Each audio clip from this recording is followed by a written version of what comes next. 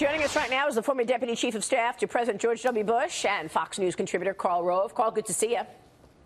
Good morning. Well, I thought it was pretty good when she said go to hell. I mean, it just told you how she felt. Yeah, Donna's a salty person. She's a pal of mine. And we saw the inner Donna on Sunday, and we saw the cautious Donna last night on Tucker. But, Karl, this is going out there on a limb, as Dagan McDowell. Is that the type of Democratic candidate that they need to run in about 3 years? Because, again, Donna Brazile showed the very thing that Hillary Clinton lacked, and that's authenticity.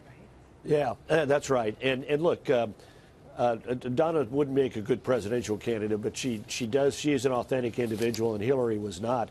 The Democratic Party is being disrupted because you saw it in Virginia. Virginia, they won with a candidate for governor who was a pediatric neurosurgeon and a Gulf War vet who voted for George W. Bush twice and who, at the end of the campaign, came out in opposition to sanctuary cities.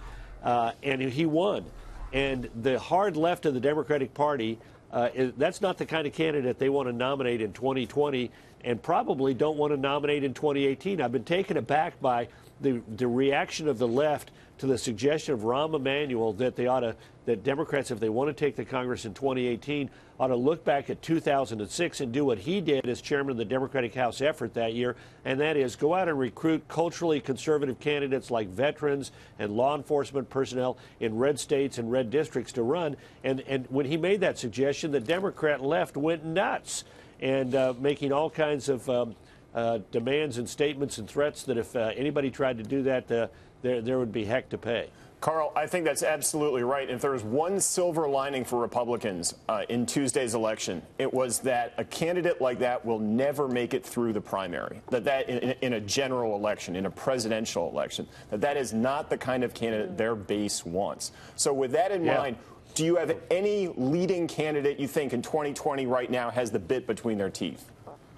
You know, look, there's several geological ages that are going to come and go before the 2020 election, so lots of things are going to change. I think the power of what I call the Sandernista wing, the Bernie Sanders wing, Elizabeth Warren wing of the Democratic Party is growing in strength. But, you know, you're right. The point that you made that the only silver lining in the Virginia election was that Northam is not the normal Democratic candidate. That point was made this morning in a column in the Wall Street Journal that I thought was well written and insightful and really packed with a lot of information. I think I did a pretty good job on it myself, if I do say so. Yeah, we're glad you wrote the op-ed. Thanks for that, Karl. Let me ask you this. 1 year after President Trump won the election, here we are in the one-year anniversary, former Presidents George W. Bush and his father, George H.W. Bush, are bashing the current commander-in-chief. So in a new book called The Last Republicans, the elder Bush reportedly told the author that President Trump, quote, is a blowhard. And George W. reportedly said, quote, this guy doesn't know what it means to be president. So, Karl, what's your take on this? You are obviously former Deputy Chief of Staff for George W. What's your reaction? And yeah. I was so struck by the fact that we didn't hear from the Bushes for 8 years under President Obama. For 8 years and the lawlessness that went on in so many areas of government, you didn't hear a peep from them, and now they have all this to say about President Trump. Yeah. Well, the interviews were conducted ending in May of 2016, so the interviews are more than a year and a half old. Okay. President Bush is... you know, look, Donald Trump is about the antithesis of George H.W. Bush. He's a great man, married to the same woman for 70 years. His comment was it would blow hard. You can see that the way that Donald Trump conducts himself is about the opposite of the way that George H.W. does. And President Bush 43's comment about Trump was in response to Trump's observation that he was his best foreign policy advisor. And President Bush 43 said he doesn't know what the job is about. When you go into the presidency, if you think like Barack Obama, remember when he said famously that he could do any job better in his campaign than the people who are doing that job? If you think you're the smartest guy in the room and you're the president, that's a big problem because the president has to surround himself with the smartest people he can, the people who are smarter than he. So he was reacting specifically to that. But look, I get this.